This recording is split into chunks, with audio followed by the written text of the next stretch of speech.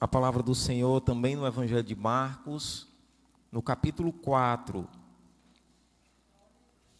Evangelho segundo escreveu Marcos, no capítulo 4. A parábola do semeador. Os irmãos conhecem? Acredito que todos conhecem. Quem pelo menos leu a Bíblia, o Novo Testamento, uma única vez, ou qualquer um dos evangelhos, a parábola do semeador só não aparece no Evangelho de João. Nos evangelhos que são conhecidos como evangelhos sinópticos, essa parábola aparece nesses três: Mateus, Marcos e Lucas. Vamos ler. Capítulo 4, a partir do verso 1. De novo Jesus começou a ensinar à beira-mar. E aglomerou-se perto dele tão grande multidão que ele teve de entrar e sentar-se num barco que estava no mar. E todo o povo ficou em terra à beira-mar. E ele lhes ensinava muitas coisas por meio de parábolas e dizia-lhes: ouvi, o semeador saiu a semear. Enquanto semeava, parte das sementes caiu à beira do caminho, e vieram as aves e a comeram. Outra parte caiu em solo pedregoso, onde não havia muita terra, e logo brotou, pois a terra não era profunda. Quando saiu o sol, este a queimou, e como ela não tinha raiz, secou.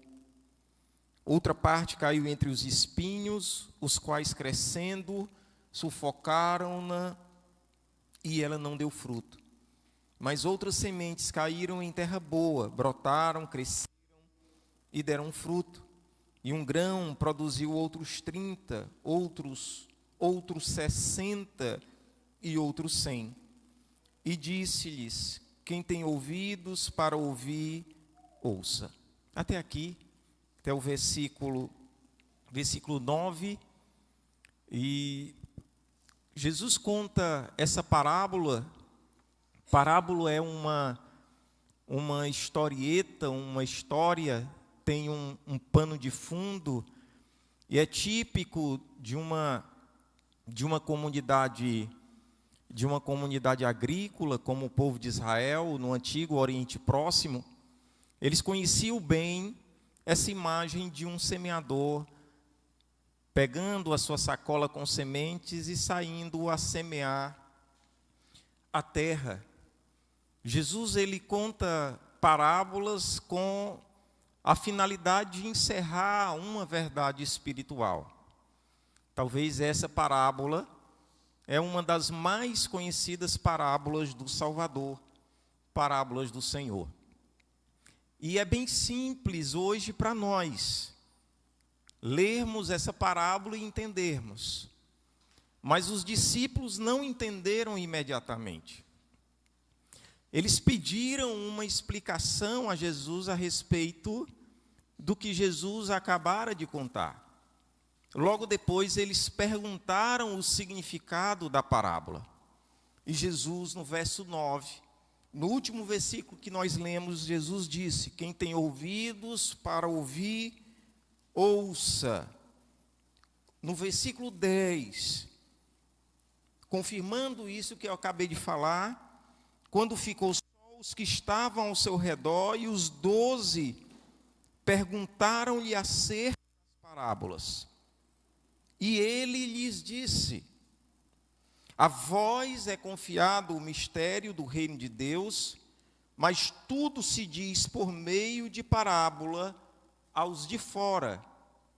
Verso 12: para que vendo vejam e não percebam, e ouvindo ouçam e não entendam, para que não se convertam e não sejam perdoados. É bom lermos os 3 evangelhos onde tem a mesma narrativa, a mesma parábola. Porque aqui Jesus, no Evangelho de Marcos, vai dizer qual é o propósito do seu ensino por meio de parábolas, por meio das parábolas. Ele diz no versículo 12: para que vendo vejam e não percebam, ouvindo ouçam e não entendam, para que não se convertam e não sejam perdoados. Quando nós lemos isso, nós ficamos em dúvida, e nos perguntamos, mas Jesus não ensinava com o propósito de alcançar o maior número de pessoas? Jesus não tinha o interesse de simplificar, de alcançar a maioria, o maior público possível, o maior número de convertidos possível? Porque Jesus diz aqui que não é bem assim. Jesus disse que ensinou por parábolas. Ele diz o para quê, o porquê o ensino por meio de parábolas. Ele disse para que ouvindo ouçam e não entendam, para que não se convertam e não sejam perdoados. Jesus parece complicar aqui e dificultar a nossa compreensão do propósito do evangelho que ele veio pregar. Mas nós entendemos quando lemos todo o contexto. Todo o contexto do capítulo 4, no Evangelho de Marcos, os capítulos anteriores e até o contexto geral, o contexto de todo o Evangelho. Contexto é tudo o que circunda, que está em torno do texto. Nós temos que entender todo o Evangelho. Jesus diz isso, se compararmos com o que ele fala, a mesma parábola no Evangelho de Mateus e no Evangelho de Lucas, ele diz isso porque muitos ouvindo, e ele explica isso na parábola do semeador, não davam o que nós usamos uma expressão, não davam muita trela, não ligavam, não se importavam muito para o que Jesus estava ensinando, o que Jesus estava pregando. Religiosos como fariseus, escribas, saduceus, eles rejeitavam o ensino de Jesus, seja por hostilidade à mensagem, seja por rejeição ao mensageiro. Eles simplesmente não davam ouvido.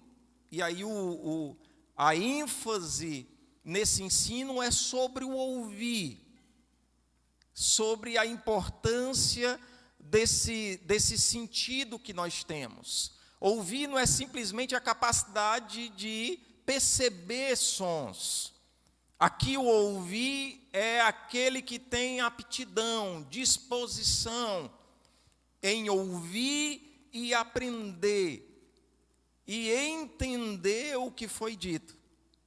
Fariseus, saduceus, escribas, religiosos da época, simplesmente não tinham essa disposição no coração para ouvir a mensagem, o evangelho de Jesus.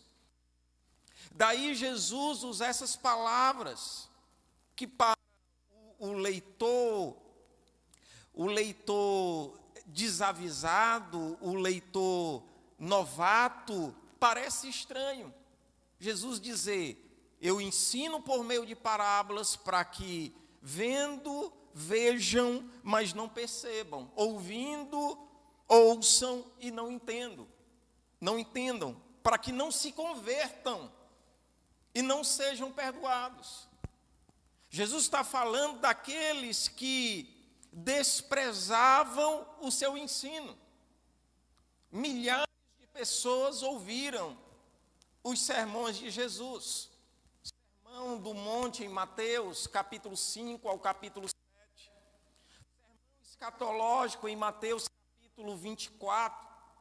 O ensino de Jesus por meio de parábolas, que abarca boa parte dos evangelhos e do seu ministério.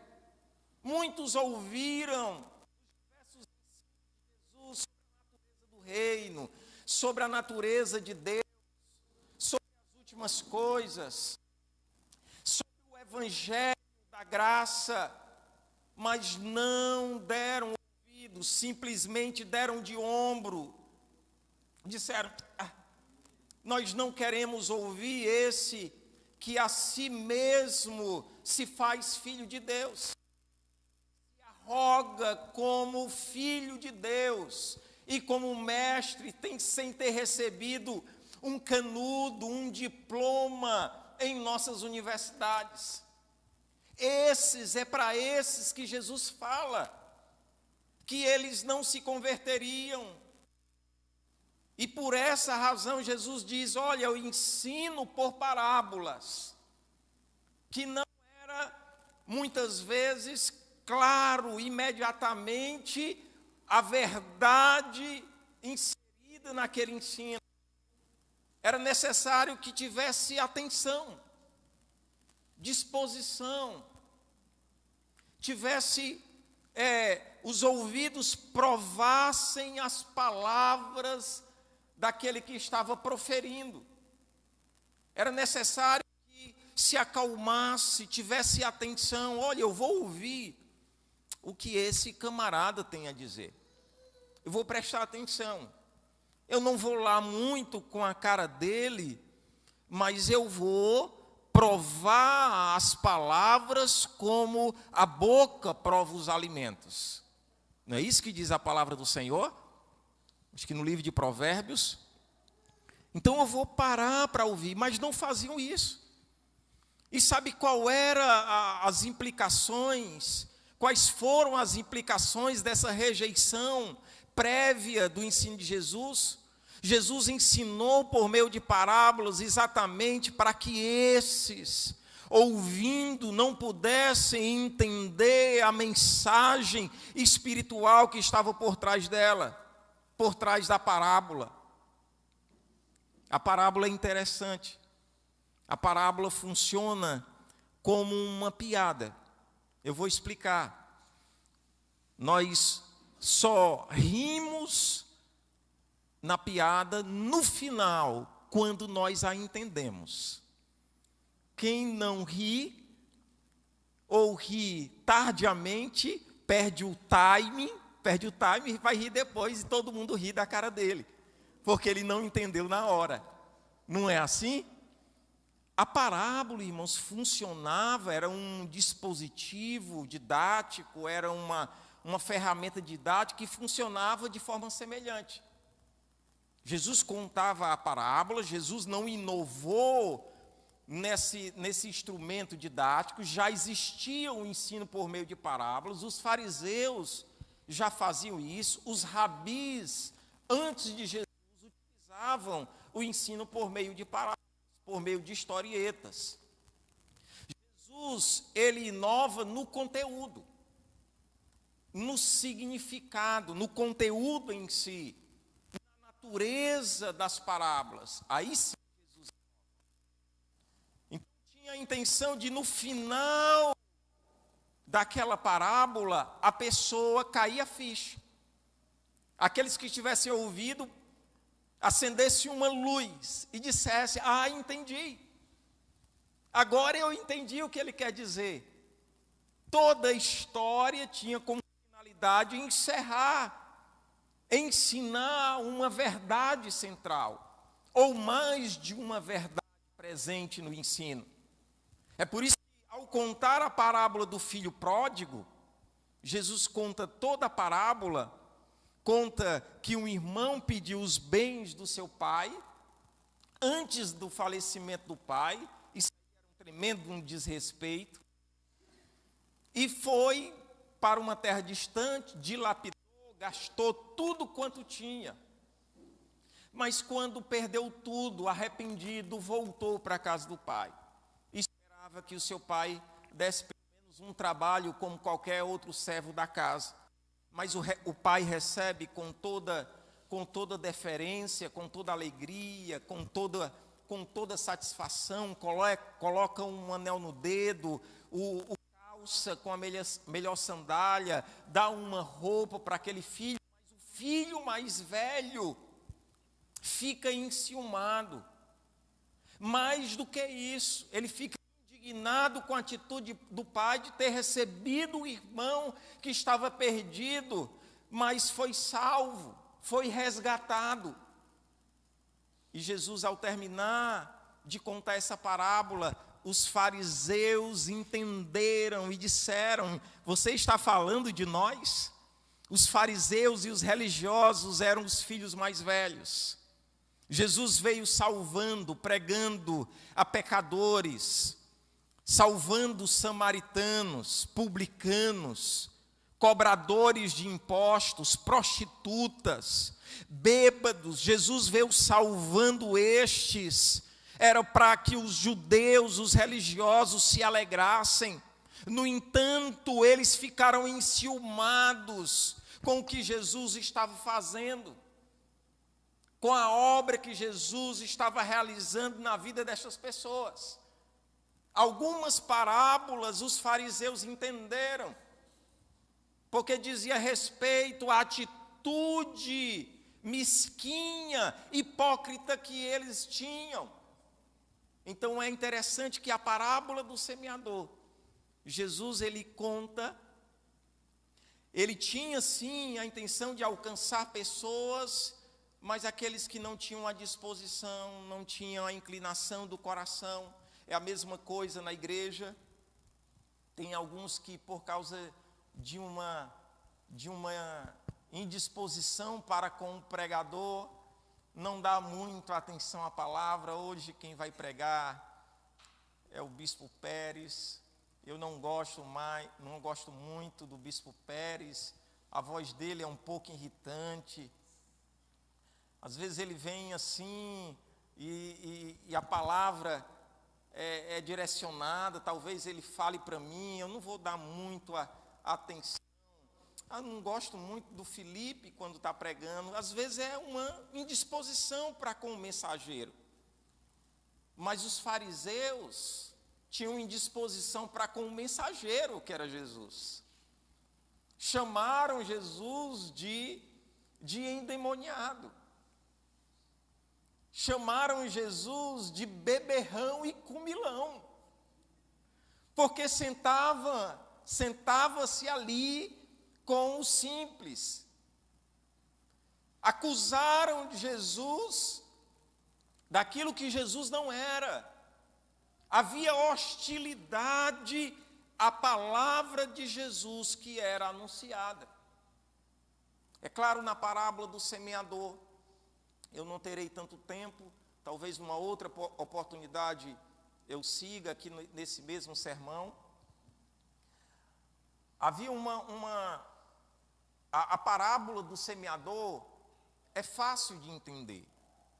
O semeador, claro que é Jesus.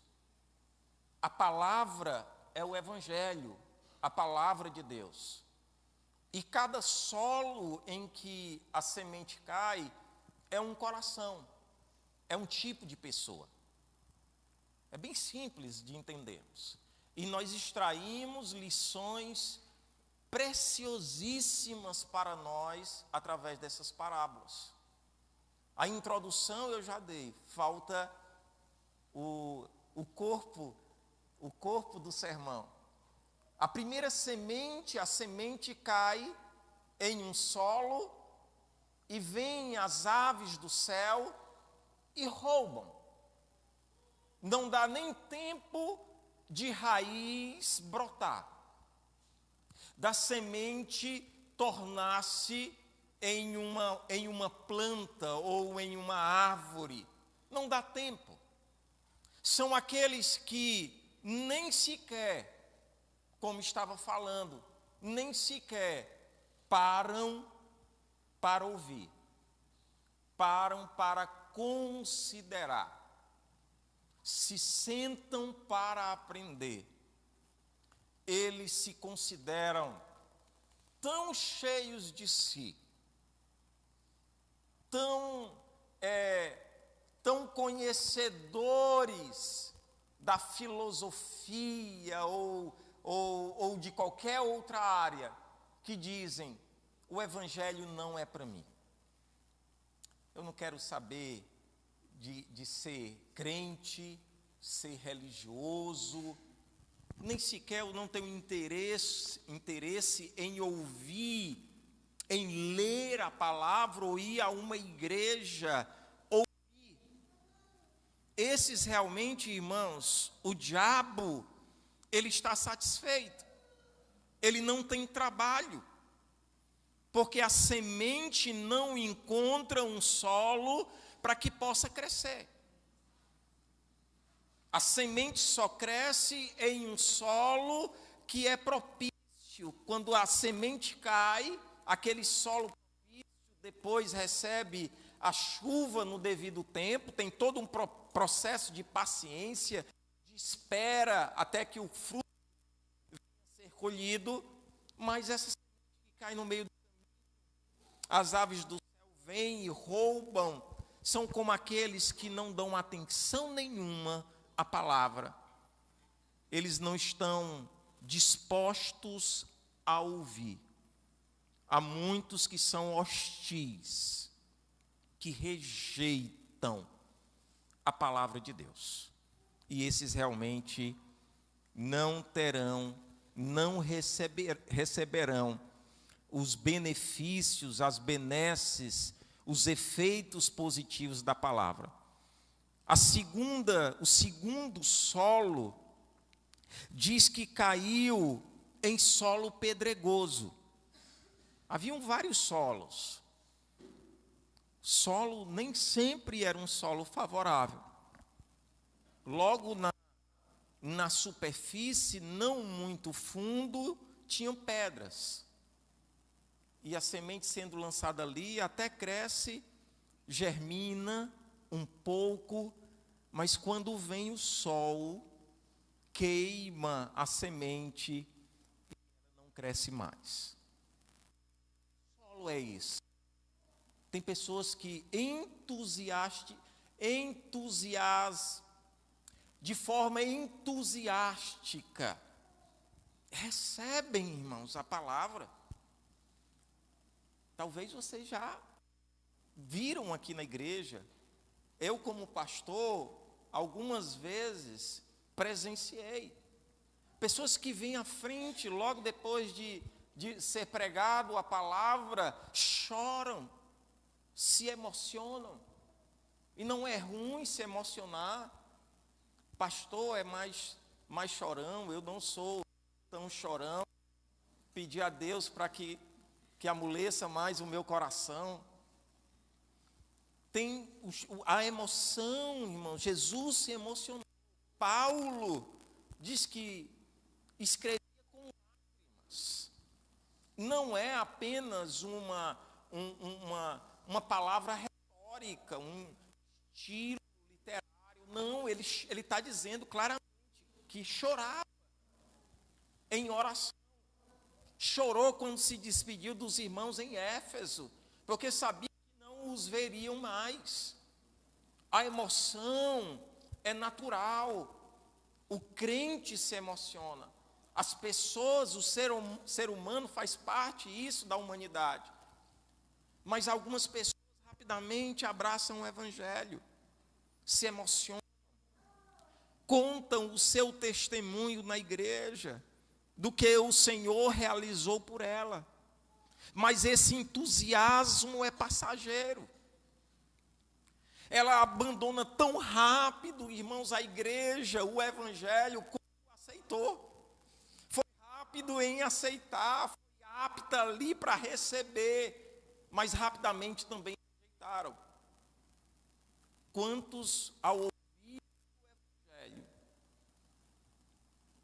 receberem a palavra, a semente que é a palavra de Deus, não alcançou maturidade suficiente para crescer, para desenvolver, para dar frutos.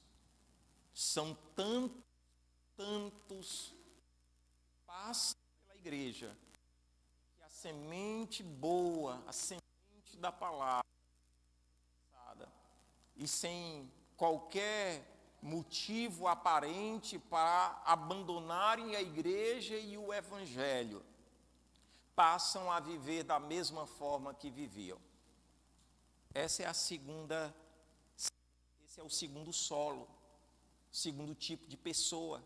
Terceiro tipo de pessoa, em que a palavra de Deus, a semente do Evangelho, cai em solo que cresce também os espinhos. Sabiam que os espinhos crescem mais rápido? A erva cresce mais rápida do que a boa semente. É rápido para crescer, para se proliferar, para desenvolver. E Jesus diz assim, no versículo, vamos procurar aqui o versículo, deixa eu ver aqui, passou aqui do texto. Pronto. Versículo 17. Mas como não tem raiz em si mesmo, duram pouco. Quando vem a tribulação ou a perseguição por causa da palavra, logo tropeçam. É a que caiu no meio das pedras. A pessoa está empolgada, recebe, se emociona, chora, entusiasta na igreja, mas vem os problemas, vem as dificuldades, vem a oposição, e ela perde todo aquele ânimo e desiste no meio do caminho. Versículo 18. Outros ainda são os que recebem a semente entre espinhos. Estes são os que ouvem a palavra. Primeiro, as preocupações do mundo, a sedução da riqueza e o desejo por outras coisas sufocam a palavra e ela fica infrutífera. Jesus explica melhor esse terceiro solo, esse terceiro terreno. A palavra caiu no meio dos espinhos. O espinho cresce e, por crescer mais rápido, começa a sufocar a semente. Até desenvolveu, até cresceu. Deu tempo ela passar algum tempo na igreja. É provável que leu o Evangelho, presente na escola bíblica dominical, era assídua nos cultos dominicais, era um crente sincero, mas as preocupações do mundo. É claro que todos nós temos preocupações, irmão. Principalmente quando chegam os boletos, as contas, quando falta o gás de cozinha antes do tempo, irmão. Não tinha ainda caído na conta. Nós temos preocupações no trabalho, temos preocupações familiares. Mas ele está falando aqui da preocupação demasiada, que acaba com o corpo, que envelhece, irmãos, e fadiga a carne. Estou falando da carcaça, o rosto. A pessoa está tão preocupada, tão fadigada, que isso fica aparente na fisionomia dela. As preocupações do mundo que acabam, irmãos, o levando para um lugar, para um buraco, que você deixa de crer na providência de Deus, em confiar de que Deus é o Deus da providência, que Ele é soberano sobre a tua vida. A preocupação que acaba sufocando, irmãos, o ânimo e a disposição de louvar e de adorar a Deus, foi falado aqui. Essa é a preocupação do mundo. Toma o espaço na sua mente e no seu coração, que era para você ler a palavra, para você orar, para você louvar, para você vir à igreja.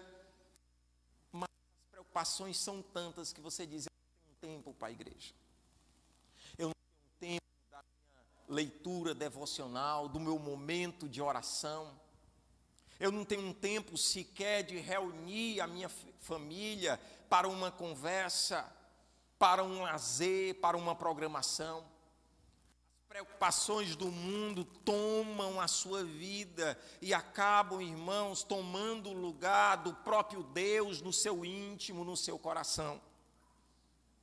Segundo, a sedução da riqueza. Aqueles que acabam querendo ser ricos a todo custo.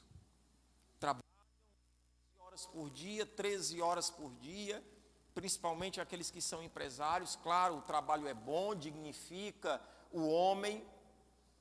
É algo que Deus criou para a humanidade, é o trabalho. Mas aqueles que querem ser ricos, como em outras passagens do Novo Testamento nós encontramos, caem em laços e tentações desnecessárias.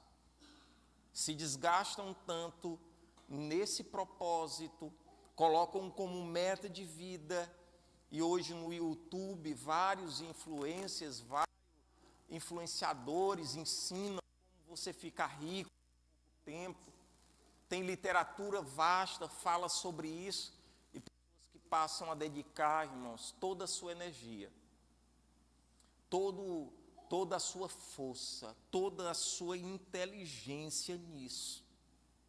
Eu acredito que Deus, irmãos, dá a capacidade para alguns sim serem ricos, mas isso deve ser uma preocupação, porque há perigos nisso, de ser rico.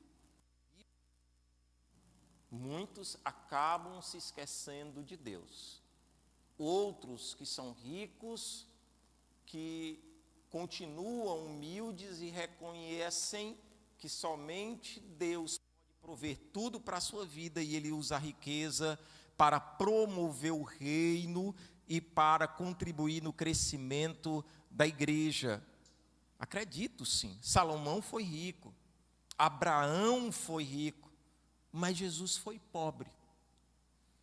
Nós encontramos na Bíblia homens que foram muito ricos, homens que foram pobres e outros que optaram por uma vida de pobreza para se dedicarem exclusivamente a Deus. O apóstolo Paulo, por exemplo, o apóstolo Pedro e outros apóstolos abandonaram tudo para dedicarem-se totalmente à obra de Deus. Devemos ter cuidado com as riquezas. E por último, que sufoca a semente, o desejo por outras coisas. Como é que está na sua versão? Ambições de outras coisas. Também a ambição é legítima. Desejos de outras coisas. Desejo também é legítimo. Agora tem algumas ambições que em si mesmas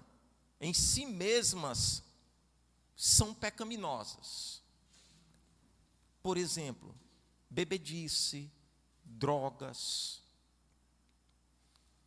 ligadas a questões sexuais, desejos que são em si mesmos pecaminosos. Outros desejos não são pecaminosos em si, mas podem se tornar pecaminosos e acabar de tomar o espaço que é para Deus e você passa a se dedicar completamente àquilo. Por exemplo, esporte é um problema, o desejo, gostar, de esporte não. Mas algumas pessoas se voltam tanto para aquilo, eu não estou dizendo para o profissional, até mesmo que não é profissional. E ele passa, irmãos, a se dedicar àquilo e ele não quer saber de outra coisa. Pessoas que, não, o meu alvo é a diversão. Eu quero me divertir, eu quero curtir a vida.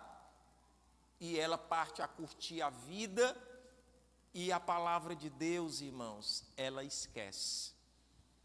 Começou a sufocar as preocupações e desejos por outras coisas.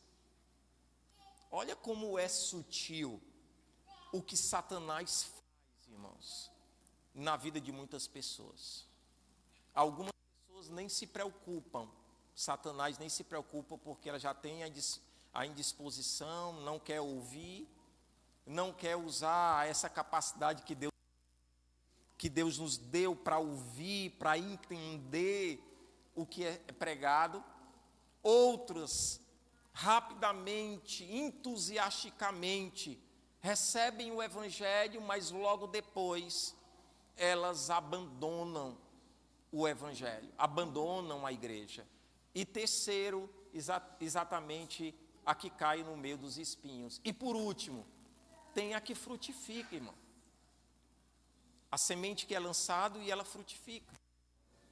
Aí o terreno, a 20, a 30, a 60, é isso? 30, 60 e 100 por um.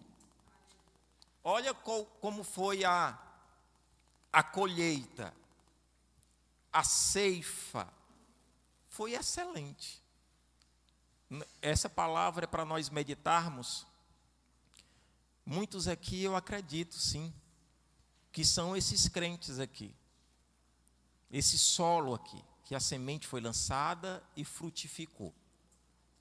Está frutificando, para a glória de Deus, para a salvação do outro, do próximo.